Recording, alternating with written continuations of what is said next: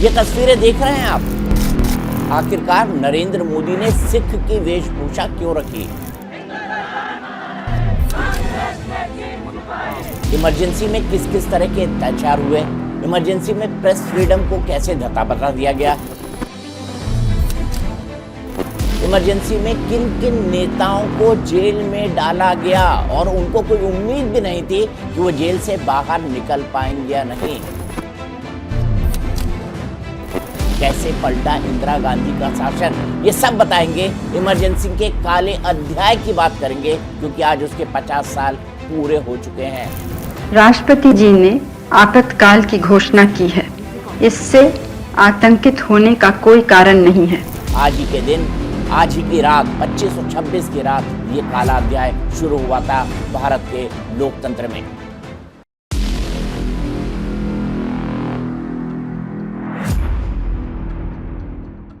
बारह जून 1975 कोर्ट थी जस्टिस जगमोहन लाल सिन्हा की और ये कोर्ट नंबर 24 था। इस कोर्ट नंबर 24 में एक ऐसा फैसला लिखा जाना था जिससे भारत का पूरा इतिहास बदल जाना था। यह फैसला था तब की प्रधानमंत्री इंदिरा गांधी के बारे में। यही वो ट्रिगर पॉइंट था जहां से इमरजेंसी की शुरुआत होती है। दरअसल रायबरेली से चुनाव लड़ी इंदिरा गांधी पर उनके खिलाफ चुनाव लड़ने वाले राजनारायण ने सरकारी शक्तियों के दुरुपयोग का आरोप लगाया था और ये मामला चलते चलते जस्टिस सिन्हा की अदालत में गया था। जस्टिस सिन्हा ने इस मामले के अंदर इंदिरा गांधी को दोषी करार देते हुए उनके चुनाव को निरस्त कर दिया। इंदिरा गांधी पर दबाव था कि वो प्रधानमंत्री पद छोड़ दें। ऐसे में इंदिरा गांधी क्या करती, क्योंकि उस वक्त देश की परिस्थितियां कुछ अलग तरह की थी। इंदिरा गांधी के खिलाफ पूरे देश में इंदिरा हटाओ के आंदोलन चल रहे थे। इंदिरा गांधी जानती थी कि उनके खिलाफ एक माहौल देश के अंदर बनता जा रहा है, चुनाव भी सर पे थे। ऐसे में इंदिरा गांधी क्या करती? इससे पहले वैसे भारत में 2 बार इमरजेंसी लगाई जा चुकी थी।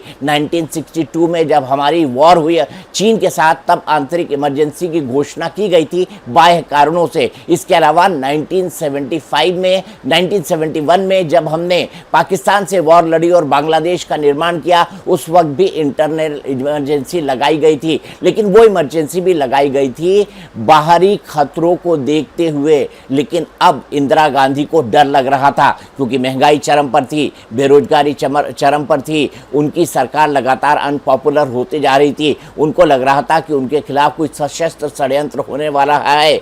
जेपी यानी जयप्रकाश नारायण संपूर्ण क्रांति का आंदोलन शुरू कर चुके थे और उनका नारा भी इंदिरा हटाओ का था। इन तमाम परिस्थितियों के बीच जब इंदिरा गांधी को कुछ नहीं सूझा तो उनको ये प्रस्ताव सिद्धार्थ शंकर रे ने दिया कि आइए अब हम इमरजेंसी के क्लॉज का इस्तेमाल करते हैं। संविधान के 352 में अनुच्छेद में अगर इंटरनल डिस्टर्बेंस हो तो आप इमरजेंसी लगा सकते हैं। बाद में एक संविधान संशोधन करके इस इंटरनल डिस्टर्बेंस के क्लॉज को किसमें बदल दिया गया? इसको बदल दिया गया सशस्त्र विद्रोह में, क्योंकि इंटरनल डिस्टर्बेंसेस के आधार पर इमरजेंसी लगाई जाए ये भारत के लोगों को या भारत के राजनेताओं को पसंद नहीं आ रहा था। इसीलिए इमरजेंसी के बाद इस क्लॉज के अंदर एक पूरा का पूरा बदलाव किया गया। लेकिन इंदिरा गांधी ने इन सभी कारणों को ध्यान में रखते हुए सिद्धार्थ शंकर रे से बात की। सिद्धार्थ शंकर रे पश्चिम बंगाल के मुख्यमंत्री थे, इंदिरा गांधी के नजदीकी दोस्तों में से थे, जाने माने लॉयर थे, एक बड़े कानूनविद थे और उन्होंने अनुच्छेद 352 निकाला। 352 के आधार पर प्रधानमंत्री ने इसकी संस्तुति फखरुद्दीन अली अहमद तब के राष्ट्रपति से की और फखरुद्दीन अली अहमद ने इमरजेंसी लगाने की घोषणा कर दी। उसी दिन जो है, उसी वक्त इंदिरा गांधी सुबह सुबह ऑल इंडिया रेडियो पर आती है और कहती है कि देश में इमरजेंसी लगा दी गई है।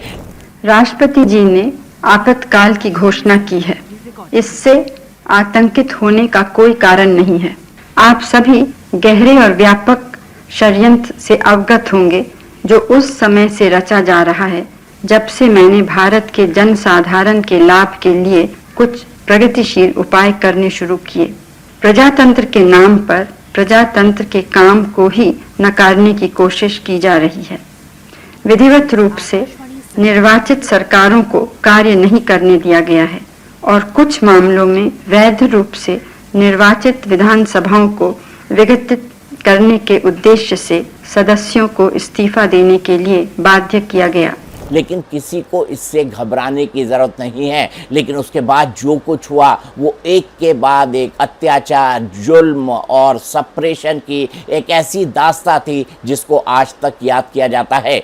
आप देख रहे होंगे ये तस्वीर में प्रधानमंत्री नरेंद्र मोदी की बता रहा हूं। प्रधानमंत्री नरेंद्र मोदी उस वक्त एक युवा स्वयंसेवक थे 1975 के अंदर, और ये युवा स्वयंसेवक जो अंडरग्राउंड लोग थे उनके से आरएसएस का संपर्क करने का काम कर रहा था। देखिए, मैं आपको एक बात बता देना चाहता हूं, एक ही संगठन है आरएसएस जिसने इमरजेंसी के दौरान जो है सभी लोगों को जोड़ा और इंदिरा गांधी के खिलाफ एक आंदोलन शुरू किया। ये बात और है कि अपने ही इंटरनल कॉन्ट्रडिक्शन के चलते मोरारजी भाई की सरकार गिर गई, और मोरारजी भाई की इस सरकार गिरने के बाद इंदिरा गांधी एक बार फिर से प्रधानमंत्री बनी। लेकिन मैंने आपको ये आगे की बात बता दी है। अब इंदिरा गांधी इमरजेंसी लागू कर देती है। सबसे पहले क्या किया जाता है? सबसे पहले ये किया जाता है कि जो नागरिक कानून है उनको जो है सीमित कर दिया जाता है, नागरिकों के अधिकारों को सीमित कर दिया जाता है, कई सारे मौलिक अधिकारों से उनको वंचित रख दिया जाता है। प्रेस फ्रीडम को जो है उस पर कर्टेल कर दिया जाता है, यानी प्रेस को अपनी मनमर्जी से खबरें छापने की अनुमति नहीं थी, उन पर सेंसरशिप लगा दी जाती है। और चूंकि ये 21 महीने का वक्त होता है तो कई बार कई सारे अखबार जैसे स्टेट्समैन, जैसे इंडियन एक्सप्रेस, वो एडिटोरियल सरकार के खिलाफ नहीं लिख पाते थे, तो वो अपना कागज यानी एडिटोरियल का पेज को खाली छोड़ देते थे विरोध स्वरूप और प्रतीक स्वरूप। इसके अलावा क्या हुआ? इसके अलावा जितने बड़े नेता थे विपक्ष के उन सब की गिरफ्तारी कर ली गई। जयप्रकाश नारायण की गिरफ्तारी करी गई, साउथ के कई सारे नेताओं की गिरफ्तारी करी गई। इसके अलावा नवीन पटनायक के पिता बीजू पटनायक गिरफ्तार किए गए, अटल बिहारी वाजपेयी गिरफ्तार किए गए, लाल कृष्ण आडवाणी गिरफ्तार किए गए, जॉर्ज फर्नांडिस ने एक लंबा वक्त अहमदाबाद में फरारी में काटा लेकिन उसके बाद वो भी गिरफ्तार किए गए। कर्पूरी ठाकुर ने भी लंबा वक्त फरारी के अंदर काटा लेकिन कर्पूरी ठाकुर भी जो है इस पूरे मामले के अंदर जो है एक सक्रिय भूमिका निभाते हुए नजर आए। बीच में वो बीमार भी हुए लेकिन इसके बावजूद भी कर्पूरी ठाकुर ने अपना ये आंदोलन इंदिरा सरकार के खिलाफ जारी रखा। दूसरी तरफ मैंने आपको ये बताया कि कौन कौन हीरो थे, इस आपातकाल के हीरो थे कौन थे। सबसे पहले मैं बात करूंगा जयप्रकाश नारायण, जिन्होंने संपूर्ण क्रांति का आह्वान किया था और जिनके ही आह्वान के खिलाफ इंदिरा सरकार के खिलाफ देश के अंदर माहौल बना। जॉर्ज फर्नांडिस जो रेलवे कर्मचारी यूनियन के बड़े नेता थे और उनकी कर्मचारी यूनियन ने जो है हड़ताल की घोषणा कर दी थी, उससे भी इंदिरा गांधी काफी हद तक हिल गई थी। अटल बिहारी वाजपेयी जो एक शानदार वक्ता थे और भारतीय जनता पार्टी के नेता थे, उस वक्त भारतीय जनता पार्टी नहीं बनी थी, उस वक्त जनता पार्टी थी, उसके नेता थे। लाल कृष्ण आडवाणी वो भी जनता पार्टी के नेता थे और बाद में जनता पार्टी ने मिलकर यहां पर एक सरकार बनाई थी। और उस सरकार के बनने के बाद अब हुआ क्या क्या होना कहां से शुरू हुआ? होना शुरू हुआ रामलीला मैदान की एक रैली से। रामलीला मैदान की इस रैली में क्या हुआ था?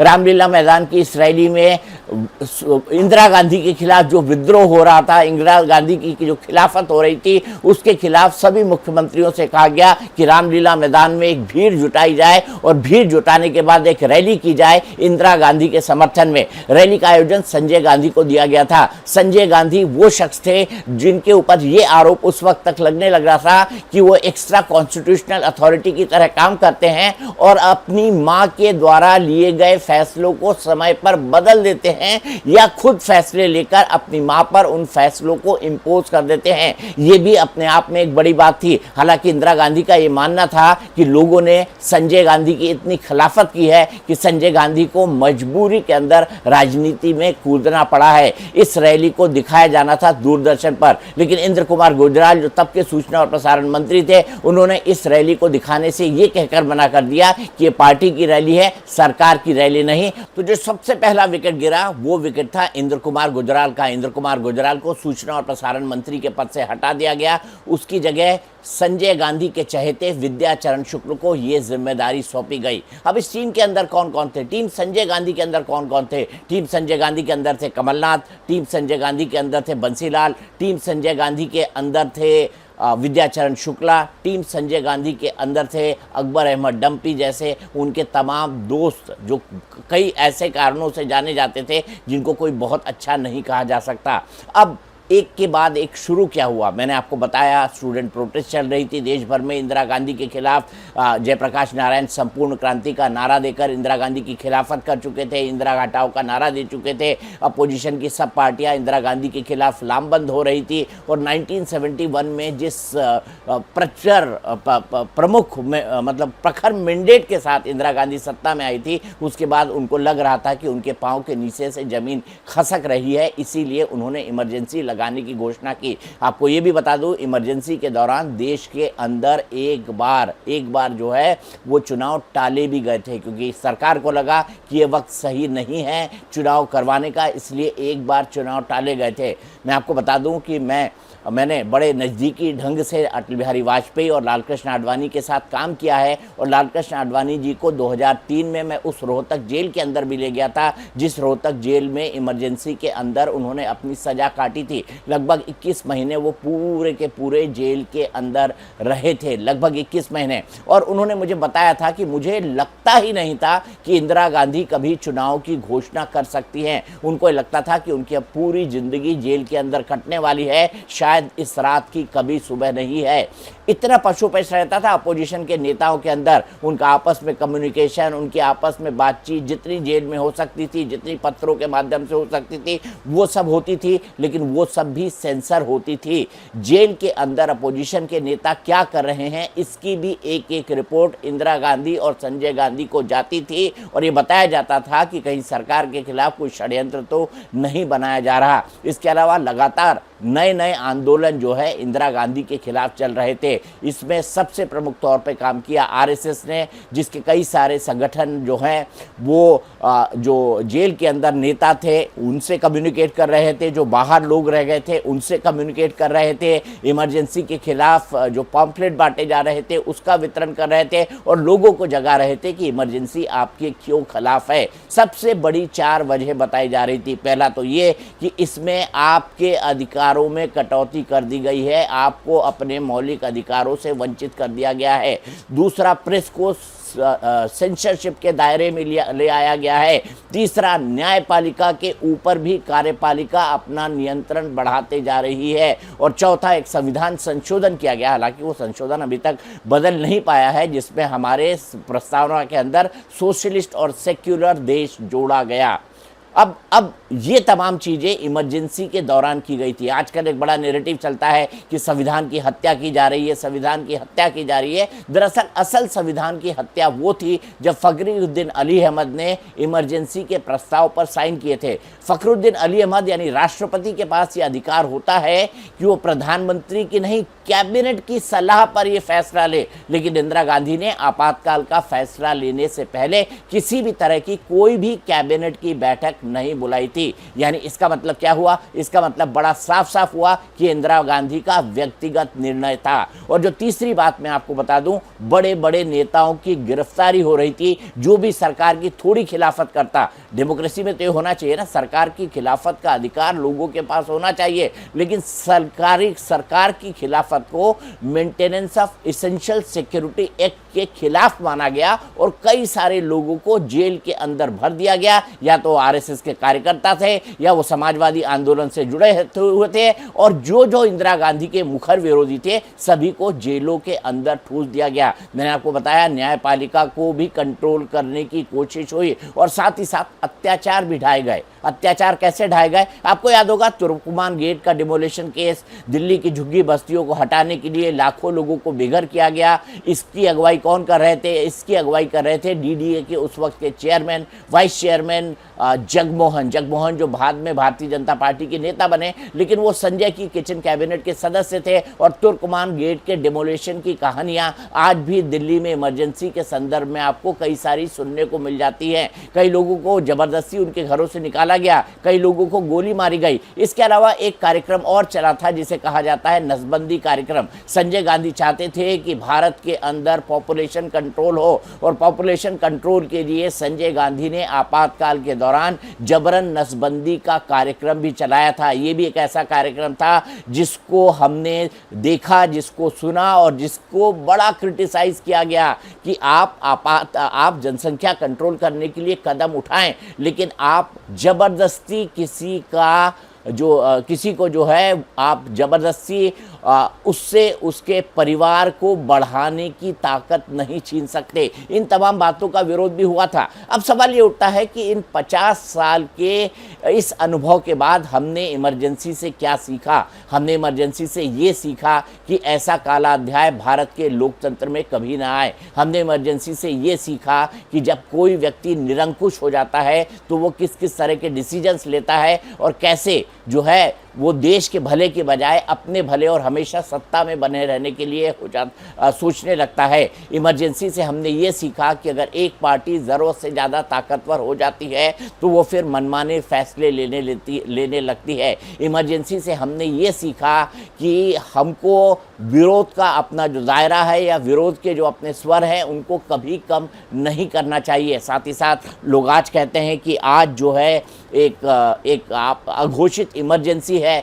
मेरा ऐसा मानना नहीं है। मेरा ये मानना ये है कि प्रेस अभी भी अपना काम कर रहा है। आप सरकार के पक्ष में, सरकार के विरोधी सुर, दोनों समवेत स्वर में चलते हैं। आज मेन स्ट्रीम मीडिया है तो पैरेलल मीडिया भी साथ साथ है। ऐसे में हम कह सकते हैं कि आज जो कहा जा रहा है कि देश का लोकतंत्र खतरे में है, देश में अघोषित आपातकाल है, मैं ऐसी तमाम चीज़ों को नहीं मानता हूँ। मैं मानता हूँ कि भारत में लोकतंत्र अभी भी मजबूत है और भारत का लोकतंत्र अब इतना मजबूत और परिपक्व हो चुका है कि 50 साल बाद कोई दूसरी इमरजेंसी लगे, इसकी संभावना मुझे दूर दूर तक नहीं दिखाई देती, वो भी आंतरिक सुरक्षा के कारणों से। अगर हम किसी युद्ध में जाते हैं तो एक अलग बात है, लेकिन आंतरिक सुरक्षा के कारणों से या एक सशस्त्र विद्रोह के चलते कोई इमरजेंसी लगे, मैं इस बात को बिल्कुल नहीं मानता। मेरा ये मानना है कि हमारे लोकतंत्र की परिपक्वता की बात ही कुछ ऐसी है जो ये हमको बताती है और जो ये हमको समझाती है कि इस परिपक्व लोकतंत्र में,